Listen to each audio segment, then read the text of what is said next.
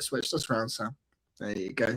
Hello, welcome back to yet another live episode of the Green and White Podcast, brought to you by Argyle Live, back after a 3-1 win over Liam Manning's Huddersfield Town at home park on Saturday. Goals from Owen Dale, Bim Peppel, and Owen Aseni had us all 3 points after going 1-0 down. So some dreadful defending, but we'll get onto that. Joining me tonight, Graham Clark. How's things? Very good, thank you. Good. Apart from the Bradford game being off. Very good, thank you.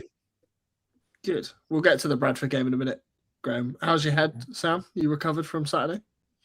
Yeah, it had something to do with like me being ready to get in an Uber and go, and somebody was at the bar and handed me a vodka Coke and a Jaeger bomb in about 2 minutes. I don't think we were actually that bad, but apparently you were terrible. So anyway, moving on.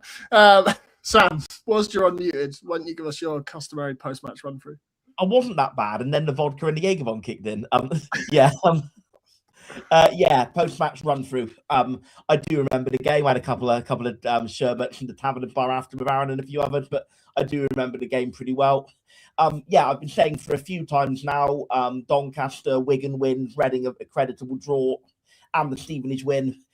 Yes, they were good results. They were deserved results, but I think possibly not since the Cardiff game have we had that absolutely, blistering best performance, where I can, comfortably come here on this pod and say, yep, we are at our absolute very best. And I think the game on Saturday was once again that. I think even in the first half, we were unlucky to go in behind. We should have been at least level, possibly even winning based on the way we played in the first half. The only probably negative thing I'll say all game was that defending for the goal was really poor from a few players. I don't think Mitchell tracks back the very best he can, not doubting his effort. He keeps pace with the player well, but there is a moment where he can just get goal side of the player and block the shot, and he doesn't take it, tries to be a bit too cute. But quite aside from Mitchell, just skips past Jamie Patterson as if he isn't there, skips past Jack McKenzie as if he isn't there. Jack McKenzie, by and large, made a very good start to his Argyle career, but sloppy for that goal. And I think probably to put the cherry on the cake, Connor Hazard can do a bit better. It's quite a soft shot. Gets enough of his body behind it, and it gets a bit underneath him. And it went through his legs, Sam. It went through Joe Edwards' legs and Connor Hazard's legs. So. I think as a keeper, you ideally want to react quicker to stop that going for your legs. When you've got your body behind it in that way, I think he could have done a bit more to react a bit quicker.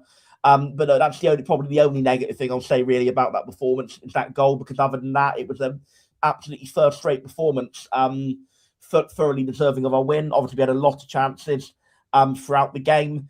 Bim Peppel latched on to a very poor back pass to get one-on-one with the keeper, Nichols, as it was then, and just couldn't quite find the net, did the hard work. He anticipated the back pass, cut inside, got past the player, and squared well to shoot, but didn't quite do the easy bit then of finishing the chance. So we go in at half-time behind. And as much as the first half, I think, was a kind of a creditable performance, whereby we were unlucky to go behind, the second half was an absolutely fantastic performance. Massive credit to Owen Dale. I think that's his best ever game in an Argyle shirt for sure. You put that first goal away, nearly went in about 2 or 3 different times. I think there was the one that was then cleared off the line, then it fell back to Aseni, who just didn't quite hit it right to get it in, then it was bounced back out again. And massive credit to Owen Dale, because so often you see those bounce back out and you think, right, that's the chance, done and dusted with. But Dale comes bounding forward, really anticipates it well, very good reaction. To quote the old Alan Partridge line, foot like a traction engine, and blasted the ball into the net. And at that point, I just honestly felt, and I said this in the group chat at the time, anybody who's in the chat can confirm or deny this, honestly felt that if we got 1, we'd get 2. And it happened quicker, probably, than I even thought it would have done with the penalty. We should have had a penalty first half, but the way Owen Dale was clearly clipped in the box. Like as Luke said on your screen, real stonewall. It's not what you said live in the ground, Sam. You agreed with me. It's not what I said live in the ground. You're right. Having then seen the replay, I did say it. Yeah. Now, I know you can argue that, if you can't see it live, then the referee shouldn't see it live either. And maybe that is a fair point, but the referee also had a much better angle on it than I did. So I think a penalty should have been given. I appreciate this isn't ref watching. Let's not go off on a tangent. But for me, it felt like the ball was like going out anyway. So it's kind of like there's no way he's going to recover that ball to get a shot away on goal. So that's maybe, why. but I don't really hindsight, like that interpretation of the rules. Because if you go by that in the rules, that just says you can do whatever to a player if the ball's going. No, sure, yeah. In hindsight, looking back at it, you're like, yeah, no, that's a pen. But oh well, doesn't matter now. But anyway, yeah, it doesn't matter because I honestly I would rather have these odd decisions go a bit wrong than have VAR stifling like it does in the Premier League. So I'm happy to not have VAR. So should have had a penalty, didn't move on.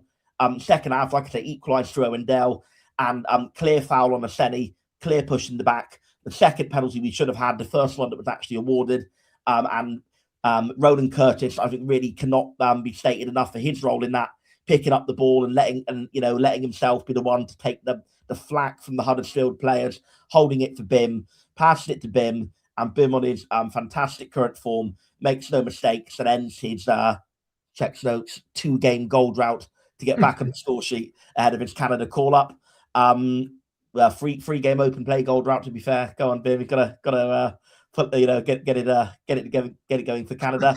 And then obviously the third goal was also could have been a Bim goal. Really, again, great work from Owen Dale. Lovely pass to Bim in a lot of space. Bim gets his foot behind the ball.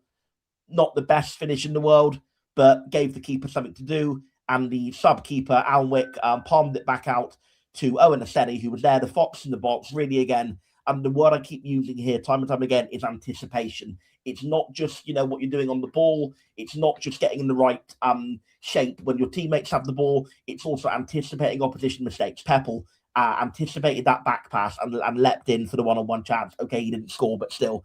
Owen Dale anticipated that ball was coming back out and really got in the right place to blast it home. And Aseni anticipated the palm out by the keeper and reacted very, very quickly, very quick reaction times. And yes, when you're in the position, it was a tap in. It would have been probably harder for him to miss from that position, but he had to get there. He had to, that is the very knack of being a poacher, the fox in the box, which is what he was doing. So yeah, three goals, and yeah, never really felt in doubt.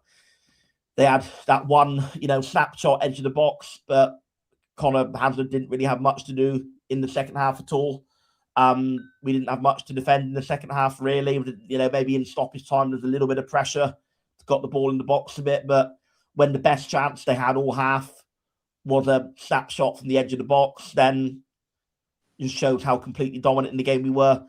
Thoroughly deserved winners, thoroughly excellent performance, and probably, if anything, 3-1 as a scoreline probably flattered Huddersfield a little bit, to tell the truth.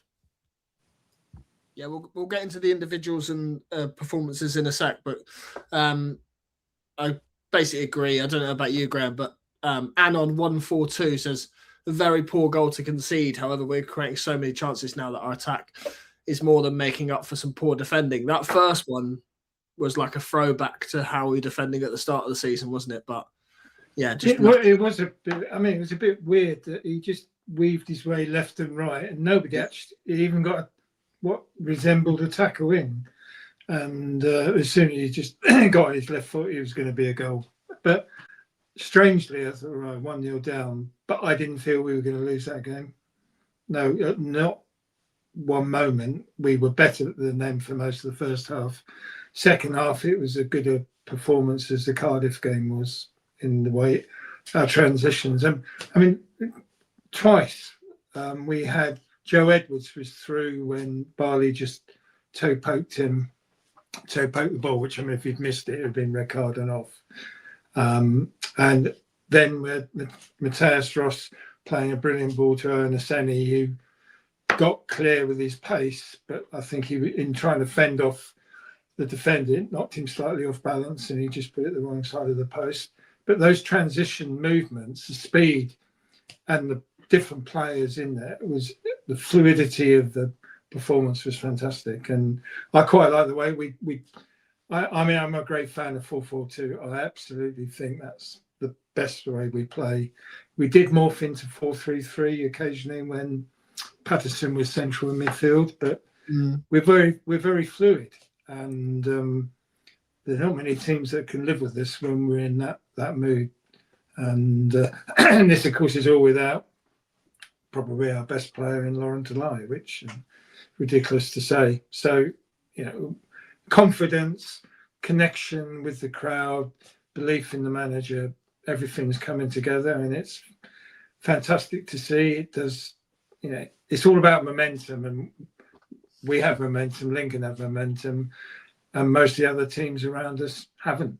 And as somebody's pointed out, how many points we've gained on teams around us. Bolton, Huddersfield were even further away. And when you look at Huddersfield, how much money they've spent, their wage bills 50% more than ours, and they spent money on players. Alfie May, I think it's 1.4 million. You think it's not the ones they've got, Graham? It's the ones they've let go, like Herbie Kane and Taylor. That's I mean, Joe Taylor scored a fantastic goal for Wigan against Exeter, and when he played against us, he was decent. I mean, that's that American owner's been bringing money in, players, wages, the lot, and they're going backwards. They went from 4th to 10th last season since January.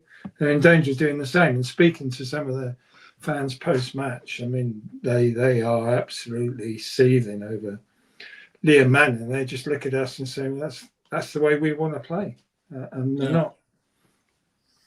I'm a big fan of Liam Manning, but doesn't seem to be a good fit. It wasn't a good fit at Norwich, not a good fit at Huddersfield. So maybe I'm just not very good at choosing managers. But I would have liked to. No, I mean, I was rubbing my hands when they decided to play out from the back. I thought, game on. Yeah. Any team that plays out from the back with us, the way we press, you're asking for trouble. And they did get themselves into trouble a few times. And I mean, they did revert to a back four in the end, but and then back for him. I mean, Barley Mumba played about 3 different positions, didn't he? He was up front. He was left wing back, left back. And but thankfully he was enjoyed with his pocket for most of the game. Indeed, that's just 1 point that they've collected in the last 5 away games. Yeah, it was a nice journey home for them. Sam, obviously Graham touched on it without quite a few key players, Lauren Talai being the main one, but Jamie Patterson, when the lineups were announced, Jamie Patterson in centre midfield, he did all right actually. No real problems. Yeah, certainly second half. I think first half you could tell he wasn't quite used to the role. Because I was very surprised when I saw that was the team. I heard a little rumour that Caleb Watts might be playing in central midfield, and I wonder if that might have been the plan if he'd been fit, which he has done occasionally. And without him being fit, obviously we clearly stuck with the plan of going back to more of a 4-4-2, which I think in the Reading and Stevenage games was actually, certainly the Stevenage game in particular, was more of a 4-2-3-1 with Jamie Patterson as a pure number 10. Whereas obviously Jamie Patterson's got more like a number 8, more of a pure central midfielder with Pepple and Aseni up front. And yes, when we made the subs, it all got a bit, like Graham said, it all got a bit funky and it changed around a bit into a 4-3-3, particularly after the subs. But for the first sort of 60, 65 minutes of the game, that was as 4-4-2 as 4-4-2 was ever going to get. That was kind of back to the baseline 4-4-2 that we saw in January and February. So Jamie Patterson, in central midfield was a very bold move if you think of it in sort of football manager terms, in terms of familiarity with the position. For those viewers who play football manager, he was probably a orange or yellow circle for that position. He certainly wasn't a green, which for the uninitiated basically means that he can play over a real push, but he's not at all familiar with it. But to be fair, he grew into it. First 45, I don't think he was great at all. A couple of errors, obviously, quite poor defending for the goal, as I've touched on, but really, really grew into it. On the ball was very good. You could tell he was sort of becoming more and more familiar with the defensive side of it off the ball as well. Not that we actually had to do that much defending in the second half because we were so dominant, but Patterson was really involved in the pressing side of it alongside Boateng, who's just pressing is just excellent as it always is, certainly in recent times. I think you could, for a player who is, I think, probably foremost a number 10 and probably at a push is maybe a winger or a striker, central midfield is probably his 4th or 5th best position, but he did adapt to it well, and I think showed his experience. I think the last 2 games with, certainly 3 out of the 4 halves, if you like, against Stevenage and certainly in the second half against Huddersfield, we saw the Jamie Patterson that we thought would be signing, that we were all very excited about signing when he joined, when Miran Mudlic was still our manager. We saw the Jamie Patterson who had starred for Bristol City, for Swansea, and for others. And I think we actually now are just seeing that a little bit more. I think it is going to be tough for him, in terms of being a regular in the team for the rest of the season, purely because as much as he did a very admirable job filling in as a central midfielder, it's definitely not his role by trade. I think it's absolutely, like I said earlier, his best role by trade is as a HCM, as a pure number 10, but we're only really playing 4-2-3-1 by necessity. We do like playing 2 up front whenever we can. So I think he will be a bit of a bits and pieces player, maybe be a bit of a player like a certain former manager who I won't name always said, I always have my starters and my finishers. I think he's going to be more one to come in and finish out the game rather than maybe one to start most weeks, but really encouraged by Jamie Patterson the last few days. Like I said, I think for the first time we've seen the player we thought we were signing. Yeah, I mean, he's a very experienced pro, and you can see it. He knows all the tricks, time management and game management, and I thought it was his best game for us actually. He always looked. It was his best game for us. Yeah, well, I don't know how many. I don't know how many he's played. I've got it listed it. What number is 7? What number is he? 7. Yeah, he's only started 8 games, so I thought it was so not many. But I think he will be valuable. More than that from the fanfare that he got at the start of the season, right? But yeah. I mean, he's obviously had injury issues, and he hasn't. He's been sub for quite a long run in the games, coming on a few times, but I think he will be valuable in the run-in for his knowledge and experience and game management. As Sam said, the famous shoey finisher type that comes on 10-15 minutes from the end and make sure you didn't give the ball away needlessly and so on. So, yeah, credit to him. It's definitely his best game, and whether he get much more game time coming up remains to be seen. 2 players who were exceptional under the aforementioned Stephen Schumacher, obviously Ryan Hardy and Bally Mumba. We'll talk more about Bally in a minute, but just seeing that Huddersfield team without Ryan Hardy was a huge relief, wasn't it, Graham? Like just it was almost nailed on that he would have scored. So well, people felt God that. I mean, as soon as I heard he was down the Royal William Yard in the morning with Argyle fans, I thought, well, he's not playing then. So that was welcome. Yeah. I mean, he would have got a good welcome. I mean, it's disappointing with some of the stupid boos for Barley because he didn't deserve that. But I have to commend Barley. It's the first game I think I've seen him that he stayed on his feet. He didn't actually fall over, which is a first. But he will remember that game for being in Joe Edwards' pocket, particularly second half. That was a joy to see up and down the Lyndhurst. He never got a better Joe. I know you want to talk about Joe Edwards in later on, so we'll leave that for that. But Sam, Bally Mumba, like obviously Graham's touched on it there. I just don't really know what's happened to him. Just looks a shadow of his former self. I don't really know what he was being asked to do. Saturday. Yeah, we're so used to doing it on a Sunday, aren't we? Well, I think firstly and foremost, he was very lucky to remain on the pitch after that tackle in the first, which, tackle in the very loose sense of the word, more of a lunge in the first 10 minutes on Matthias Ross. I think he very, very easily could have seen red for that, but one of those maybe if it was in the Premier League and there was VAR, not that I think there should be VAR. The referee may have been called over to the monitor to have a look at that one because it was really quite a bad lunge. And I do wonder if that early moment in the game might have been a contributing factor towards the booing he received. I mean, I'm not, everyone knows my views on booing players from that team. I'm not a lover of it whatsoever. I don't think players from that team should be booed as a rule of thumb. I called it out with Longvik. I called it out with Houghton. I will still call it out with Mumba as well. Because I don't think he deserved the level of, jeering and personalised, chanting that he got in the second half. But there is maybe that little bit of mitigating factor that that early incident may have soured people against him a little bit. But to be fair, there were 2 moments I didn't mention in my run through. There was the counter attack from the Huddersfield corner that Matthias Ross slipped in Owen Dale, but he probably should have made it 4-1 at the end. I forgot to mention that one. The other one I forgot to mention that pertains to Mumba is when I think at 1-1, Joe Edwards was set free, a blinding one-on-one run towards the keeper, looked to have the whole goal to aim at. But it was, to be fair, Mumba, who I think over 90 minutes got the worst of his clash with Joe Edwards, certainly got the better of that moment and slid in to inch perfect take the ball away from Edwards' feet. Because let's be clear, he was gone if he doesn't get that right, because he was on a yellow already. That would have been his second yellow. Possibly even could have been a straight red for denial of a goal-scoring opportunity anyway, but certainly would have at the very least been a second yellow. If he doesn't get that tackle inch perfect, he's gone. But he slides in, wins the ball marvellously, and that was just, again, a flash of the Mumba, who was so good for, two or so seasons with us. Just a flash of it. And answering your question, Aaron, about the more, I don't know, zooming out a little bit, the more structural questions about him, like where is he at in his career? Where is he going to be at in his career? Where's it all gone so wrong for him? That's a bit of a tougher one, because I think that I was very much, quite steadfastly of the view that he is a bit of a, how can I say this?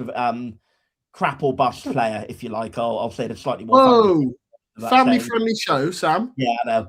In the sense, if you play him as a wing-back in a 3-4-3 or a 3-5-2, he was normally excellent. If you played him in literally any other formation, or even if you played him in another role within that same formation, he was, by and large, with some exceptions, not that good. So when he signed for Huddersfield, I was firmly of the view of, like, you know what? Fair play. I think that's the best move for all parties. We get a high earner off the wage bill. We get a large sum of money. He gets a fresh start nearer his family, and Huddersfield get an excellent player for their system. And, well, I certainly think it's been the right move for Argyle, evidenced by how we've done since then. I think for him personally, it's probably been the right move for him, because I think he's wanted to move away from Argyle for a while. But unfortunately for him, again, well, not unfortunately for us, because we're capitalising on it with their decline out of the playoffs. But unfortunately for Huddersfield, they're not really benefiting from it, because this is one of those where my prediction hasn't really come true, because this is basically the tailor-made system for Mumba to succeed. He's left wing back in a Liam Manning 3-4-3, again, which was literally the role he played for the majority of time in our title season, left wing back in a 3-4-3, in a possession-heavy team, which also suits Mumba. So you are basically, with Liam Manning's Huddersfield, creating all the conditions possible for Mumba to succeed, and he still isn't doing very well for them. So that is where you have to say, is it a bit of a mentality thing for the player? Is it the fact that the player has is maybe not quite busting a gut on the training field, not quite putting the work in, not quite putting the tactical work in, or is it a case of maybe he's just completely lost confidence? Is it a case that he was so long in an unsuccessful team, he's kind of forgotten that, what it feels like to win? He's maybe lost that knack, maybe lost that hunger, maybe lost that, dogging him a little bit, as the saying goes. I don't know. He has got a couple of assists for Huddersfield, so it's not like he's been getting, and to be fair, I think he got about 4 or 5 assists for us before being sold in January. So it's not like he's had a completely terrible season. But like I said about 2 minutes ago, he is now in the perfect laboratory conditions for Mumba to be a very good player, and still is not proving to be so. So I kind of wonder where he actually goes from this. Maybe it's one of those where a full pre-season, clear head and come back might be what's best for him.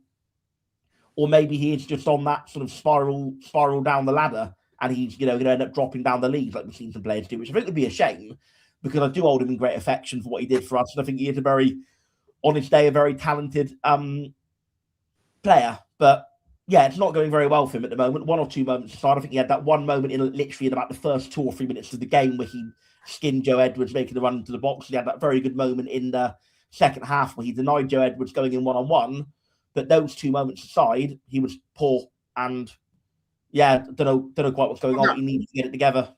On that challenge on Edwards, we'll jump around a bit here, and Graham, you can jump in and do your speech on Joe Edwards. But on that tackle on Joe Edwards, it felt very Max Dowman against Everton. Is it Everton? But the completely wrong age of person you want running for your own goal. I just felt so sorry that was Joe. I was like, anybody else in that team, please. And Joe's just like, obviously I want Joe to put it away, but yeah, just felt very maxed out. Still yet to get his first goal this season. He scored a goal in every other season he's been with us, not yet this one. So Yeah. I thought the moment was coming. I really can I just say on Barley? We'll score the winner up at Wembley in the playoff final, hopefully. So yeah, just on Barley, if you remember, ironically, when he played against Huddersfield, first game of the Championship season, what a goal that was. And that was largely because he was taking on players and beating them. And I think it's a confidence thing because he rarely took on players and beat them for us this season. He didn't seem capable of, he certainly never got the better of Joe on one-on-one and taking him on in that game. So I think it's a little bit of a confidence thing. He's always struck me as a confidence player. I mean, wasn't he League One Player of the Year, Young Player of the Year in one-on-one season? So, he's got the ability, but as Sam said, Huddersfield, on the face of it, were exactly the right team for him to go to. But from what the Huddersfield fans said post-match, they got no time for him. Funny enough, they said he always slips over, which did make me smile. But, I think that's a bit unfair, but anyway. You want me to... I won't do a speech about it. I saw one of them nicknamed him Bambi Mumba, not yeah, Bambi exactly. Exactly that. not Exactly funny. that. Yeah, Joe Edwards. I was toying between Owen Dale and Joe Edwards for me, man of the match to speak on. I'm glad Owen Dale got the recognition formally, man of the match, because for a lone player, he's an absolute trier and he works really hard. He's been unlucky with a number of efforts, not least the one at Stockport, which hit the bar. But I mean, he absolutely crashed that one in. And don't forget, he's actually very much two-footed. So I don't actually know whether he's better left-footed or right-footed, but seems pretty good with either. But I just want to highlight Joe Edwards because that's 22 consecutive starts in games, which at 35 is remarkable. And really has a bad game.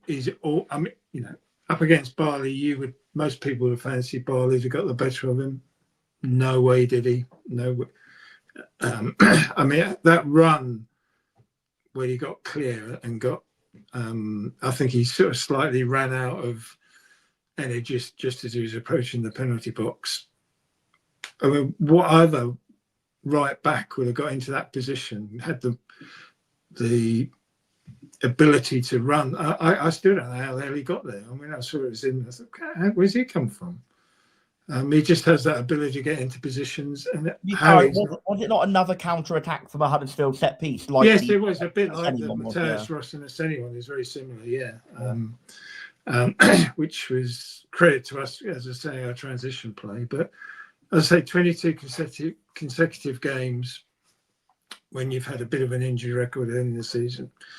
He's a superb captain.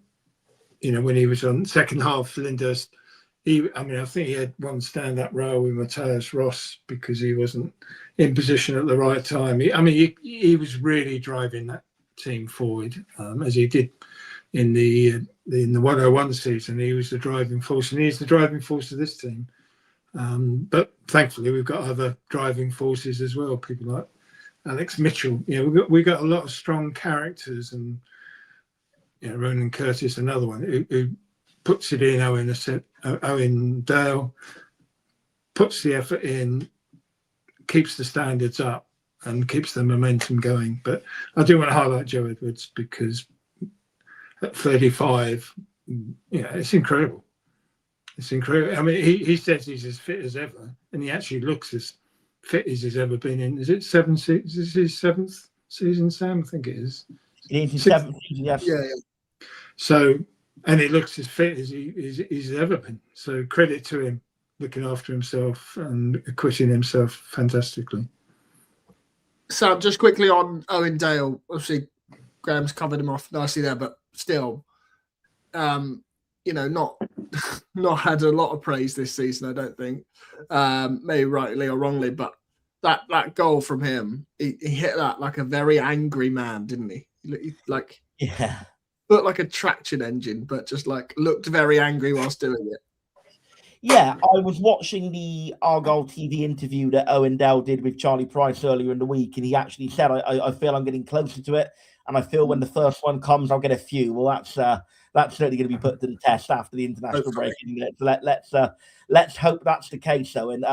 Yeah, I was torn between which Owen to speak about as my highlight player. Two Owens, I think, were very pivotal. Both, spent a bit of time out with Team Owen Dale and Owen Aseni. I did pick Aseni, so I'll talk about him later. But so I'm glad you asked about Owen Dale, Aaron, because he was the other one who I was toying with picking. But yeah, I think definitely that was Owen Dale's best game in an Argyle shot. I think we are seeing him. Excuse me. We are seeing him play better and better the last few weeks. I do feel that in that run in November and December, he was quite poor. I'm not going to beat around the bush on that. I think his end product was very poor. He's always been a very hard worker, but I think we couldn't really take a player on. His crossing was always a bit overhit. Whereas I think he's actually done a lot of technical work on the training field. I think they've all done a lot of technical work on the training field. Just the level of passing and crossing is just, I think, so much better. You can see that they're really, attuned to the actual technical side of it a bit more, about using the outside of the foot a bit better, shaping the body a bit better to get to judge the cross right for the right situation. That real sort of fine detail stuff that you see Aaron Kuzak talk about in his videos when he's there, because I'm a massive nerd and I watch all that stuff. I think a lot of that stuff's going on the training field, because the level of stuff like passing and crossing, and I'm going off on a little bit of a tangent here, but I will circle back to Owen Dale, but I think it's relevant. It's very... That's unlike you, Sam. I know. I'm gonna say it's very easy. It's not very easy, but it's easier to just accept the limitations of a set of players and build your tactics around those limitations. That is a perfectly legitimate way of winning games. I mean, Derek Adams took us to 7th in League One pretty much doing like that. What I think is a much harder skill, and one that I think Tom Cleverley is showing that Derek Adams never really did do. I think Lowe and Shuey did a bit more, but Derek never really did so much, is that real, what I'd call upskilling of players, whereby you take a player's weaknesses, you spend a lot of time on the training ground working on it, and you see that come to fruition. I think Malachi Boateng, never going to be the most technical player in the world, but his passing is tenfold improved. And I think the upskilling's been shown with him. Matthias Ross, his first 3 months in England, really struggled in the air. Now he's a colossus in the air. You're seeing the upskilling with him. Peppel's finishing, says all you need to know, seeing the upskilling with him. And Owen Dale, his crossing, again, you're seeing the upskilling with him as well. The quality of his crossing and his passing is much better. And like you say, Aaron, I do think he carried a bit of anger going into that shot. I think you could tell he absolutely charged towards it like a demon, almost, charged it almost as much as Wiradu charged towards that Stevenage centre-back at full time. He's like, right, I'm coming to get this. Nobody's getting him away, and bang, into the net. And yeah, for the third goal, let's understate it's part of that as well. Carried the ball really nicely, found Peppel. Bim maybe could have scored himself, but certainly did enough to make the keeper get the rebound for Aseni. But again, it all came from Owen Dale. Worked tirelessly through the game, got up and down the line really well. And as I mentioned, making the right decisions on the ball a lot better than he used to, and executing it a lot better than he used to. Huge credit to Owen Dale, because I think he's always been like a very, hard-working pro. Never really doubted his work rate, even the very weakest of, even the very sort of, dark days of November. Not that I doubt his work rate, but... Sam, I'd like to take you back to the fans forum 1st of December, when Derek Adams said Tom Cleverley is a really, really good young coach. Do you remember? Yeah, I might have doubted it. I don't might have doubted it. Might have doubted it. I think we all doubted it, to be fair. Everything you've just said, virtually every player you could name is improved as this run has gone on. Yes. And that's got to be down to Tom Cleverley and his coaching team. Oh, completely. And he deserves the credit for that. And I was quite interested, because I thought, well, just mention Tom Cleverley. Where do you think he sits in the win ratio for managers in Argyle's history? It's probably, it's probably like surprisingly really high, because although the points per game is maybe not as good as some, we don't really draw many. We either win or we lose, so it's probably quite a lot of wins. Well, Sturrock will not be very high, because his second spell will have dragged him down, I think. Yeah, no. So counting Paul Sturrock's first spell. So okay. Without you going through every manager. No, sure, okay, like maybe like fifth. I would argue, can I answer, Graham? I would argue Yep. that if it's 2025 alone, most probably bottom. If it's 2026 alone, top. Well, overall, 2025. Overall, he's just third behind Shuey's top, and Paul Sturrock is second on league games. But when you include the cup competitions, he's actually second. And I worked it out, if he wins 4 of the next 7 games, he'll be top. And that I just want to make the point, because he's turned out to be a much better head coach, manager, whatever you like to call it, anybody, and I'm sure that includes Simon Hallett and Derek Adams, could have thought. And I think he deserves the plaudits for achieving that. I mean, yes, we've got 7 games to go, we might fall short, but the way he's turned it around, I mean, when pre-Derek Adams' arrival, he was a forlorn figure in the press conferences. And it was a sad figure, if you be truthful. Now you can see the confidence that, and the enjoyment of it. And he properly gets the club, he gets the fans, and the team love him. And I just wanted to make the point, he's done bloody well. I want to, and somebody who was, I mean, to be fair, Graham, I think you probably also agreed with me that he probably had to go back in November. But I didn't actually, Sam. I knew because I knew they weren't going to sack him, because I'd been told they weren't. So but you knew it was no point speculating whether he was going to go or should go, because he wasn't going to go. So, but knowing they're not going to do something doesn't mean the same as you're going to do it. People might have known Trump was going to, bomb Tehran. It doesn't mean they thought it was a good idea. Yeah, I mean, I think at the time we were at a low point. Injuries were getting the better of us, but credit to Simon particularly, and Paul Byrne and the board, and Derek Adams for sticking with him. Many other teams. I mean, just look at Huddersfield. How many teams have just sacked managers? I mean, I think Barrow are on their 5th manager this season, aren't they? So it doesn't always work to sack a manager. I'm glad we stuck with him, and we're seeing the merit of doing so. Yeah, it also does feel incredibly unprecedented, though, right? Like, it's okay saying in hindsight that it was a great move to keep hold of him, but there are many examples where it also goes the other way and ends terribly. So yeah, but I mean, we're only following the pattern of the 2017-18 season with Derek Adams. They stuck with Derek Adams, same people. I mean, it's almost identical, actually. Just to give my 2 pennies worth on that, of somebody who was more, avowedly saying that he should go, irrespective of what it's worth, Graham. I did also agree with your prediction based on what I'd heard from a few well-informed people, and also just my own guesswork. I did also agree with your prediction that the club weren't going to sack him. I never disagreed with you on that. I mean, I thought they might sack him if we lost, 4 in a row leading up to Christmas, but that's another matter. But where I wasn't really arguing with your view on that, but I also said they're not going to sack him. Where I was very much more outspoken, perhaps, than you were, is I was very much saying they should have sacked him. And here I am now, to be clear, 3.5 months later, saying how completely and utterly wrong I am on that, because the decision has been absolutely vindicated. I think he's circled. I think he was underachieving.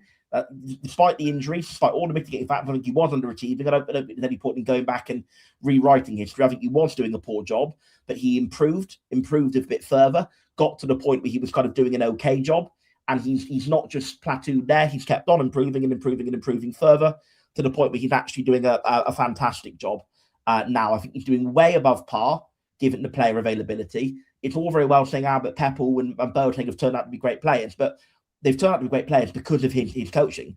The players they were at the start of the season were not top 6 League One players at all.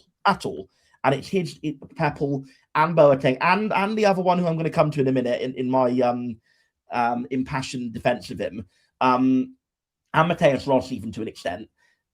These were not top 6 League One players. The fact that Tom Cleverley has turned them into top 6 League One players is enormous credit to him as a coach. I think he's kind of done the trifecta. He's improved in the sense of setting up a team tactically. He's improved in the sense of that upskilling of players that I talked about a minute ago. and he's also improved in the sense of making the right changes in game to get wins when we're struggling. We've now picked up, I think it's something like 12 points from a losing position, which is not to be sniffed at in and of itself. Admittedly, 6 of those 12 were against Doncaster, but even so, 12 points from a losing position. Nevertheless, so yeah, hugely creditable. Yeah, he's not just gone from underachieving to then doing about where he should be. He is now actively overachieving over the course of the season. He's got a, let's be honest, yes, it's a top 6 budget, but as Simon Hallett, Paul Byrne and Derek Adams all admitted at the fan forum, the recruitment was pretty poor. We signed probably a mid-table squad with a top 6 budget, but Tom Cleverley has actually got that mid-table squad. He's nurtured it, he's coached it the right way, and he's doing absolute wonders with it. And I'm going to repeat a statement that I made earlier in the season in a private capacity in the group chat. I don't think I've ever made it in public. If I have, then you'll have to hear me repeat it. Sorry about that. Which is that if, and it's still a long way off, but if Tom Cleverley gets this squad of players promoted this season, it will be just as good, if not better, an achievement than the 101-point season. I absolutely believe that, because for 3 reasons. 1, the injuries he's had to deal with. 2, the poor recruitment in the summer, which, yes, he's developed, but it was still, I think, some bad decisions made in recruitment, which sucked up a lot of the wage budget. And the 3rd being just how many players he's had to integrate into the short space of time. I think we had to sign about 12 to 14 new players over the summer, just because we had like 10 leave. And none of the loans came back. So I think it was about 17 or 18 players who were on our books at the tail end of the 24-25 season who were not on our books, going back for pre-season or left, quite early in the summer. Because obviously not just Hardy, Randall, even Grimshaw, Talaverov, Al-Hajj, Beidou. Not that all of those were very good, but it's just more players who are going, more players who I think if they'd gone down to League One with us would have been good players to have. So again, it's another player to replace, factoring in all of that, factoring in the sheer volume of players he's had to integrate, factoring in the mistakes that were made in recruitment, and factoring in the injuries. If he gets the squad promoted, it will be an even better achievement than Shuey in 22-23. And just while you mentioned top 6 budget, I thought, how many teams in the top 6 have a top 6 budget? Well, about half of them. 2. Maybe. Cardiff and Bolton. Not Stockport. And 2 of them, Stevenage and Lincoln. Stockport must have a top 6 budget. No, it's Luton, Cardiff, Huddersfield, Bolton, Argyle, and Blackpool level. It's Blackpool. Wow. Amazing, eh? And Stevenage have the 16th highest budget. And Lincoln, the 17th. So the correlation between playing budget and where you finish in the league this season is not as strong as it has been previously. So just making the point, everyone's banged on about top 6 budget, and we're not even the top 6, but the top 6 budget isn't everything. But Luton is double Argyle's budget, and Cardiff is 70% more, and Huddersfield 50% more. So what you're saying there, Graham, is that we should have spent less money. Well, no, there's a balance here. Just if you look at what Lincoln have done, they've got a manager very much in that is Tom Cleverley. He's taken 2 seasons and a bit to develop the team without spending much money, but playing a style that's very effective. And I think that 1 win away from promotion, aren't they? I think if results go their way in the next game. So it is possible. And in our 101 season, we didn't have, what were we, 14th budget, wasn't it? Highest budget when we won the league, when it started off? Thereabouts, yeah. I think it possibly rose until in January when we brought in Wayne. Yeah, I think it went up to 10th in January. But it just shows you, everyone bangs on the top 6 budget. There's a correlation, but it's not as strong as people think it is. Agreed. Anyway, moving this on, because next Sunday, I believe Joe is back with 3 others. I don't know who. That's not my job anymore. It's Joe's job to organise. Next Sunday, we haven't got a game to talk about. No, he's back next Sunday for a pod discussing literally this, how we've ended up in this position. Oh, right, okay. Going for the playoffs, looking back at our season so far. So there'll be more in-depth conversation of what these two have just had next weekend, I believe. Good. Don't quote me on that, but we'll confirm and we'll put a tweet out. And we could be talking about the women's success in the cup final. Exactly. Me and John will be at Loftus Road. We could be doing exactly what we do have. Exclusive announcement. Yeah. I'm in London. I would love to say I'm a good enough fan to travel up for that. I'm going to hold my hand up and admit I am in London anyway, but nonetheless, I'll be there. I'm in London on Friday night to watch England play, and me and John will be going to the cup final to watch the ladies' team at Loftus Road on Saturday, 3 p.m. Jesus, Sam. I took you to one game, and look, you're hooked. And what a fantastic win it was for them yesterday on that. I mean, Bournemouth we talk about wage budgets and that. Bournemouth are the highest spenders in the division, and we beat virtually the last kick of the game, wasn't it? So similar goal to Aseni's, right? Keep Paris. It actually was. Yeah, it's very similar. Yeah, love that. Go back to Saturday. Bim Peppel obviously converting his penalty. No player in the 92 has scored more goals in 2026 than Plymouth Argyle's Bim Peppel across all domestic competitions, which is impressive. That obviously, those domestic competitions will go international when he pulls on the Canada shirt at the World Cup in the summer, which will be excellent. But we've spoken at length about Peppel recently, or especially this year. So, Sam, you want a word on your individual of the weekend, which is Owen Aseni. But I also feel like you've had a lot to say on Owen Aseni this year. So, I absolutely love Owen Aseni. To me, he is everything I like a striker to be. He plays off the shoulder. He's a whip it. He's got pace. He's got technique. He's got close control. He's a fox in the box. He's got an eye for goal. Always pops up at the right time. He'll be gutted he didn't get a brace. He was one-on-one, just skimmed it wide of goal. He'll be absolutely gutted he didn't get a brace. But I want to just pinpoint how many moments Owen Aseni was involved in. I kind of already been through it, but just to really hone in on him, it was him who was there again, just popping up in the box for the chance for the first goal. Yes, the defender cleared it off the line. It went back to Owen Dale, who hammered it in. But again, it was Aseni's good work that got them into such a frantic, frenzied defensive position. He forced the defender to make that fantastic goal line clearance. That was Aseni's good work. It was Aseni who won the penalty for the second goal. Again, off the shoulder run of the defender, exactly what I've been saying. And he earned that penalty by obviously getting that right side of the defender and being pushed down. Great work by him. Again, the third goal, yes, okay, it was a tap-in, but like I said earlier, poacher's instincts followed up on it. It was Aseni who released Joe Edwards one-on-one. And Edwards, again, if he'd have just maybe shot a bit earlier before Mumba came flying in, Aseni would have had another assist to his name. And finally, it was Aseni who made that, again, a great run for Mateus Ross to pick him out. Again, he'll be a little bit annoyed he didn't actually convert it, but it was Aseni who was through one-on-one and could have made it 4-1. It was all about Aseni, that performance. And it's just maddening, absolutely maddening, that he's probably not in our best two strikers, which kind of takes me to a point that, without wanting to veer too much into the more generalised discussion that Aaron is trying to, frenetically put forward to next week, there is a comment from Luke Cos saying, was it such a bad window? Yes, it was poor regarding balance and experience, but those young players were all slated are improving massively. A comment from Luke a couple of minutes ago. And Luke, that is a very valid comment. And when I say bad window, I kind of mean more bad at the time, or certainly perceived bad at the time and not having enough balance. I think Tom Cleverley has absolutely made a silk purse out of it. But Tom Cleverley would probably be the very first to say, and even he was himself saying at the time, he wanted more established quality, and we did bring it in the end with Ross, with Tolai, and with Alex Mitchell on loan. So yeah, I get what you're saying, Luke. I fully get it. I still think it's worth saying that it was very much not the window that Tom Cleverley was happy with at the time. But taking that onto a positive, yes, he's developed Peppel brilliantly. He's developed Aseni brilliantly, and it's worth pointing out that given that Aseni, this is actually Aseni's first start since coming back from injury, because he, like as I've said a few times, he had that blistering run of form just going into before the injury he incurred. He got 3 assists and a goal at Doncaster.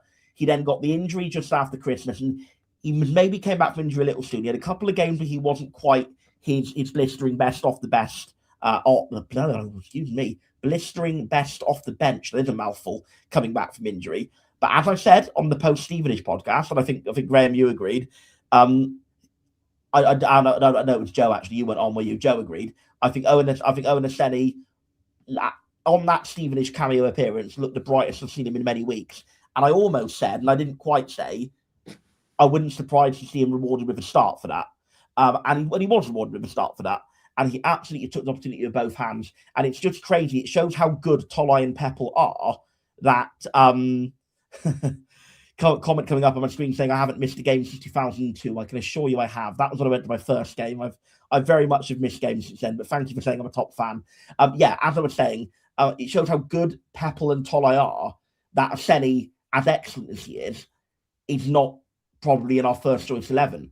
And he's got, by the way, 6 goal involvements out of his last 7 starts for Argyle. That's not bad at all. Not bad whatsoever. So it's, to me, really heartening that we've got 3 strikers of such great quality. And as a final word, Aseni is the youngest of the 3, admittedly not by a huge margin, but he is the youngest of the 3.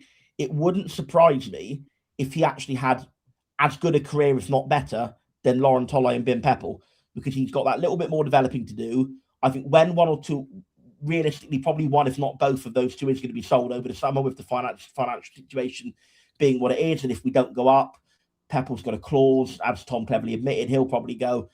I think the replacement for whichever one, if not both, goes, the replacement for them as first choice striker is already at the club. He wears number 18 and his name's Owen Aseni. He had an exceptional game against Huddersfield, and he was my player of the match just for being involved in absolutely every positive moment we had going forward. He's just a player, like I say, partly I think it's rational. I've looked at all, named all these positive things he's done, but to me, he's just a player who I love watching on an emotional level. Same as what I said in the Blackpool podcast when Aaron asked me which Argyle player did I most love for the Valentine's Day theme, and I said it was Ronan Ckarke, because he gets fans excited and gets them off the seats. Owen said he's very close to that. He's just a player who just inspires excitement in me to talk about, because kind of what Tom cleverly said about Ryan Hardy when he was, eulogising Ryan Hardy in his pre-match interview. I love how he plays the striker. He's always off the shoulder. He's always running in behind. He's always being an absolute menace. And for me, if I'm an opposition defender, I'm absolutely terrified having him run at me for all game. And so it proved with Huddersfield. Sam, could you imagine the 3 of them playing in a 4-3-3? I can. I think it would be so attacking. It would make the Schumacher team look like a Tony Pulis team, but it would be a lot of fun. I'll say that at least. I think there might be about 6 goals for, and about maybe 4 or 5 goals conceded. But if that means we win games, I'm all for it. Well, I'm just and the big question which you haven't answered: has he got a release clause?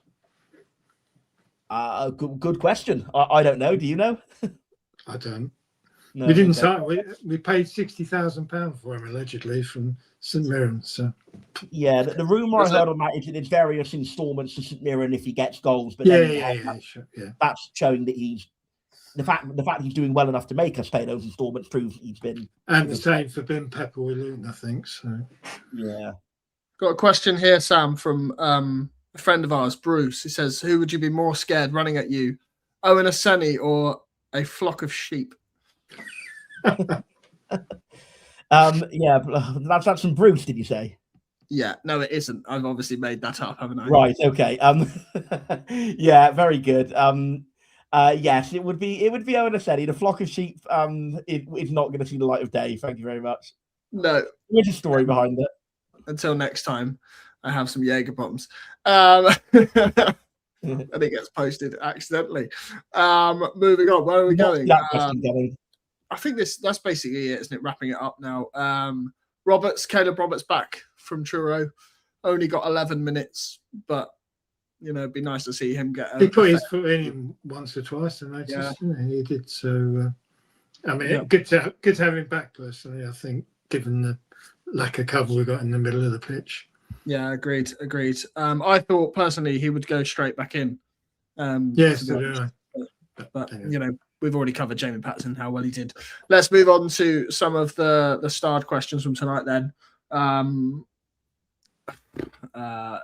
Most of them I've already asked. David Searle, Sam, says, "Do you know which opposition player has made the most appearances at Home Park?" Marcus Harness seems to be up there. He's always here, isn't he? Comes in like 4 times a season. One word answer, no. I don't know who on earth that would be, but yeah, thing is that there's players that stick in the mind because they always seem to score against us, and Harness has been one of those for quite a few years. So yeah, I don't know if that's just a bit of memory bias because he always seems to score against us, but yeah, he seems like he's been here quite a lot. I'm trying to think. Gareth Ainsworth back in the QPR sort of days when he was playing for them would seem to be here quite a lot, but again, maybe that's because he was a very memorable player. But it seems to be been in the same league as quite a lot, isn't it? It's probably the ones that it tends to be. But Jack Marriott seems to be on quite a few. Connor Chaplin seems to be quite a few. Probably some I'm forgetting, but yeah, I don't know. Fire us in the comments who you feel has had the most visits to Home Park. That'll be a good way to fill out the final 5-10 minutes of this show. There's a very good question here from Brian about the 8 players out of contract. Which ones do we re-sign? I feel like we're going to save that one for next week because that feels like a more in-depth conversation. Graham, we're 1 point off the playoffs. It's happening, isn't it? We were in the playoff positions for 12 minutes, weren't we? Until Stevenage got their 85th minute winner. So I think we won off on goal difference. Were we not? No, because we're better. I mean, ironically, our goal difference is better than the 2 teams above us now. So, I think we're plus 6. Stevenage are +3. Stockport are +3, and Bradford are +5. So it's actually the 3 teams above us were better, which is remarkable. We actually only got into a positive goal difference for the first time in the Doncaster game, which is it's incredible. I mean, I think we were. Was it -19 or something ridiculous? It was a horrendous. But playoffs. I said it last week. I'm going to say it again. Hope and expectation. I don't want us to move into the expectation sense because that's complacency and disappointment. Keep hoping. And just keep going as we are. I mean, we are an irresistible force at the moment. And, John famously said no team can live with us. I think, to be fair, I think Lincoln win the plaudits for the best team in the league. But we can compete with anybody on our day. And for me, the next game of the season, Bolton is going to be the game of the season for all sorts of reasons. Sam, you'll get your chance to see how Mr. Schumacher's mettle is set against ourselves, but if we beat Bolton, then that we're right in it. Yeah. And I think is it Wickham? 2 of the chasing pack play on Saturday, and Wickham were 1. I know, but yeah, I can't remember I think if we beat Bolton, Graham, and I know this literally contradicts what you just said about not going into expectation. If we beat Bolton, we will be firmly favourites to make it, I would say. If we beat Bolton. I honestly think we're bordering on that already. If you look at, again, my sort of journey of how much I believed, to be fair, ever since the kind of January run, I always said we had a chance. You can even remember what I said after the Mansfield game and after the Stockport game is we have a chance of both outcomes. We have a chance of going down. We have a chance of making the top 6. And I feel that was reasonable to say at the time. The Cardiff, coming on hot on the heels of Blackpool and Orient, the Cardiff win was the one that made me think, okay, we're really in this. This isn't just now a case of, it's an outside bet. We're now right in this. And then there was the Rotherham game and the news of about 7 injured players in a week. And at that point, I thought, okay, we've had our fun now. After the Rotherham loss and after the injuries, this is going to be probably a quite sedate end to the season now. And then when we beat Doncaster and Wigan, I was kind of like, probably back where I was after the Cardiff game, back in that place of, oh my goodness, we really can do this. And then obviously we had Reading, then we had Stevenage, and then Huddersfield. I think for the first time now, I'm not just at the we can do this, I'm at the I think we are going to do this. And that was the first time I said it after the Huddersfield game. I think we're going to make the top 6. That's not the same, whether we'll win the top 6, but I am now of the belief that when the postseason playoffs start, in the second week of May, whatever it's going to be, Plymouth Argyle will be in them. And I've not said that probably all season, even including the off-season. And now, for the first time, I am. and maybe that's creeping into expectation, but that's my prediction. And I think if we beat Bolton, we could even be looking at third or fourth being on the cards. And I know that's not anything much of an advantage. I know it means we get the home tie second leg rather than the away second leg. But I think if we beat Bolton, with as Tom said in the comments a little minute ago, they've got an incredibly tough run in. If we beat Bolton, we could come above them. And obviously the other team in that mix is Bradford. We get to go there. We yet to be confirmed when that game's going to be rearranged for. Probably be either the Tuesday after the Exeter game or maybe the Tuesday after the Wimbledon game, one of the two. Yeah, Wimbledon probably. Yeah, I mean, Sure. just we haven't beaten a Shuey team since he left. Is it 3 games? Not only have we not beaten them, we've lost every single time, and we haven't scored. So this would be a good time to turn that round. Absolutely. My dream is a Wembley final against Bolton and retribution. No, that's a nightmare. I know. I can't stop myself dreaming about it because, for all sorts of reasons, it would be the perfect end, and that would be the season of all seasons, as you intimated earlier. Agreed. Let's move on to a few of these final ones then. A great point from Nicholas Pearce, who said, no, it isn't Nicholas Pearce at all. It's Graham Byrne, who said, Huddersfield keeper going off first half virtually gifted us the game. I saw Nichols go down for treatment. I looked at my phone, read some tweets, looked back up, and he was bowled. And I was a bit confused. So they obviously subbed him off very fast. Do you realise who the reserve second keeper was? Yeah, Jack Anik, wasn't it? Yeah, he was the keeper in the Cardiff game against Miran Muslic when we failed to trouble him when he was injured. Yeah. I completely agree with Graham that he gifted us that game as well. You could tell he's second choice for a reason. The question from Nicholas Pearce, Sam, is: do you still think we're going down? Yeah, it's very good. No, obviously not. No, I mean I've kind of already spoken. You can just say no. You can just say no. No, but I could elaborate. So I'm choosing to. I think maybe I overreacted at the time. I still think overreacted. Yeah, I still think there were very valid, very legitimate reasons to be negative. You're not on TikTok now, Sam. You don't have to overreact. But I think maybe I went too far the other way and just got too sucked into the doom spiral. But there we go. Not only have we turned it around and got to a respectable level, we've now gone far beyond that level and now look like we could genuinely be going up. And honestly, I'll happily dine out on it and let people take the mick as much as they like, and I'll be just delighted we are where we are, and so delighted that I've been proved comprehensively wrong. And Simon Hallett, Paul Byrne, and Derek Adams have been proved comprehensively right that sticking with Tom Cleverley was the right decision. And yes, you can clip that up. I'll be buying you Jaeger bombs until you can take no more. No regret that. We'll be piling you with Jaeger bombs until you say that we can post the sheep video. Gaza asks, what's your forfeit if we don't make the playoffs? I don't think it necessarily needs a forfeit. I just said I think we will make them. I think Arsenal will win the league. It doesn't mean okay, I don't know. I'll drink a Jaeger bomb. I'll drink a Jaeger bomb out of a shoe, Gaza. How does that sound? Oh, a bit boring. It's not the track that Graham wanted. Best two pairing of Talai, Aseni, and Peppel, Graham. I think that's an obvious one, as good as Aseni is. Talai and Peppel. Sorry, Sam. Absolutely. And then last one, do you think that Huddersfield let us sign Herbie Kane in the summer with his contract expiring in June 2027?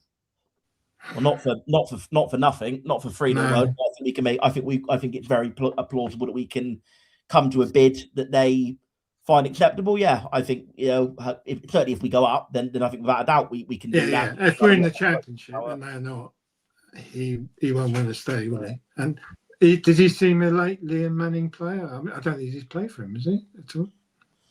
Well, no, because I think his first game of the season was for us because he was coming back from that injury, wasn't he? So even though he was with Huddersfield, he didn't play at all in the first half of the season because he was injured. So he's not actually been under Manning. I mean, I would say that Manning's teams are generally quite possession orientated. So that would probably mean that he maybe is a Liam Manning player to that extent, but I think he's also very much a Tom Cleverley player, because the Tom Cleverley system at its very best relies on that mix of midfielders having one absolute, all energy, all legs, dynamo type, and one more possession orientated type. And I think that as much as Wiradou has done well at times, as much as Ibrahim has done well at times, as much as Patterson, I said, had a pretty decent game in a very uncomfortable position, as much as Caleb Roberts and even Eamon Benarous have done well at times, I think it's no secret that our probably our first choice two is Herbie Kane and Malachi Boateng.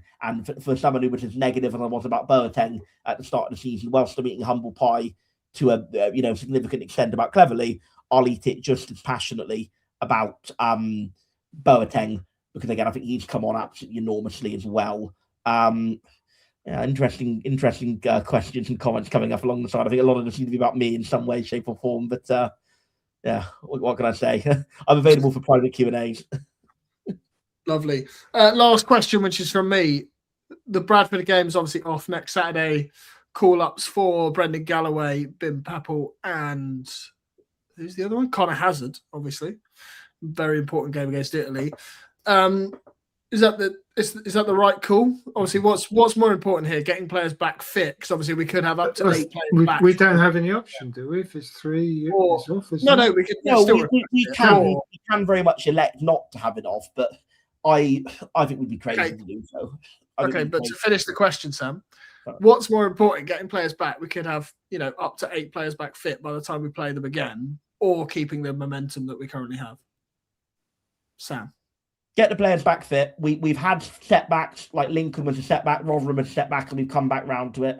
If we draw or lose against Bolton, I'm confident we can still get the momentum back, and we're still going to be in the playoff hunt. Agreed. Getting the players fit is priority. And Nigel, go on, Graham. I am personally a bit miffed, because I took advantage of the Premier Inn free breakfast offer. Which meant it was a non-refundable payment. So I've forgot. It's been the most expensive free breakfast I'm never going to have. So I'm with you there, Graham. There's quite a few. Is it a nice walking holiday on the Yorkshire Downs, Graham? Or no. Although, I mean, and we're missing out on Akbars as well. If you've ever been up to an Akbar in, I've heard it. An absolute delight, yeah. A proper Bollywood curry house. It's brilliant. We went to the one in Blackburn, which was incredible. And there's a sort of, I think they got about 6, and we're chalking them off as we go. So we're going to miss out on that. I don't know whether I'll be able to make the midweek game. I don't know, but shame, because I would like to go to Bradford. But I think all in all for the team, it's best that we don't play. I agree. And final bit of good news. I know that a lot of people have asked on previous vlogs. Nobody's actually asked tonight, but I know that a lot of people have asked, so there'll probably be some thinking it. I can exclusively reveal the Banana Bus is back on the road. Passed its MOT and is back on the road. It's not taking you up to London then? No, it's not taking me up to London. I'm going up by train on Friday, watching England play Uruguay in the friendly at Wembley Friday night. Kindly staying on Mr. John Allsop's airbed on the Friday evening in London. And too much information. So going to watch the Greens at Loftus Road. When? Thank you for asking. It's Friday night and going into Saturday. Brilliant. Last question, because I want to know the answer. Nigel asks, is Joe Rules going to be fit for the playoffs? He's not, is he? I don't. No, I'm shaking my head. But there's a 2-week gap, isn't there, at the end of the season for. I mean, it's possible, but I think of all the injuries, I think there are 3 that are like a bit more long term than the others, which is Tegan Finn, Julio Pleguezuelo, and Joe Rawls. And I think what pretty much was heavily intimated, if not quite outright said, by Tom Cleverley with those 3 was that they wouldn't be fit for the season as the dates currently stand. But there was a little bit of leeway given that maybe there might be sort of approaching full, one or more of those might be approaching full training for the last week of the season, which then could essentially have them eligible for selection in any playoff game. Certainly that maybe the second leg and the final, if that were to occur. But let's ultimately not forget that any of those 3 players would be coming back to fitness. They would probably want to ease back to fitness, and chucking them into a playoff game is probably not the ideal scenario for that. But maybe as a player to come off the bench and help see out a game, never know, could happen. Yeah, good point. And then this is actually final question, because I hadn't really thought about this. With our away form and home record this season, do we benefit from finishing in a specific spot? I think what we're seeing now is the home form. Now that the confidence has got back, the feel-good vibe is back, the fans have fallen in love with Tom Cleverley now. I think what we're now seeing is a realignment back to how it has historically been, where the home form is going to be a bit better than the away form. Again, the away form has obviously still been very good. I mean, look, we won at Wigan, but we have only, if you're including the cup game at Luton, we have now only won 1 out of our last 4 away games, whereas we've won 4 out of our last 4 home games. And that's it's not the moan at the away form. There's been some tough games in there. Rotherham with the world's most stupid injury list, and obviously Reading a tough game in any circumstance, particularly when it's the 2 big goalkeeping errors. So that's not the moan at the away form, but I do think we are now seeing a full realignment now, whereby the home form is going to see us over the line again. That's what I also when you're like bottom of the league in November or whatever, you don't really get a choice to be picky about where you finish in the playoffs. Do you? Just finish in them. And let's not forget, we're going to have 1 home and 1 away game either way. It's just a question of which order it's in, isn't it? So absolutely agree with Stevie Vaughan. Good luck to Argyle ladies this weekend. Next weekend in their cup final against Bournemouth, who we beat last weekend, because today is Monday and not Sunday. Yes, good luck to them. Up at Loftus Road, as we said, Sam's going. I wonder if Sam will vlog it. I can't imagine he will, but we'll see. If he does vlog it, I'll edit it and it'll be up in a couple of months' time. Yeah, why not? I mean, I've no idea how many fans are actually going to be at the game, though. No idea. No, don't know. I can imagine the numbers will be boosted somewhat with Bradford being off. But next Sunday, there is a pod. Joe's going to be live with an amalgamation of whoever to discuss that cup win, our first cup win up at Loftus Road, and the season so far, the story of Tom Cleverley. Some of the stuff we've touched on tonight, but in more detail. Unless there's anything else to add, guys, I think we'll call that. No. Cheers, Graham. No, thank you, Aaron. Enjoy the London trip, Sam. I will do. Thank you. And hopefully celebrate on Saturday night. Is that a Jaeger bomb or 2 Saturday night then, if they win? Possibly. Who knows? I mean, it's London prices, so I'm going to be sensible. But I'm staying in London the Saturday night as well, and probably going to head back early on the Sunday. It's the current plan. So yeah, we could have a few drinks in London. We'll see how it goes. Nice. Remember to like, comment, subscribe, all that good stuff. Find us on Twitter, Facebook, Instagram, TikTok, Blue Sky, and on all your major podcast platforms. Cheers, guys. Cheers. Thank you. Good night.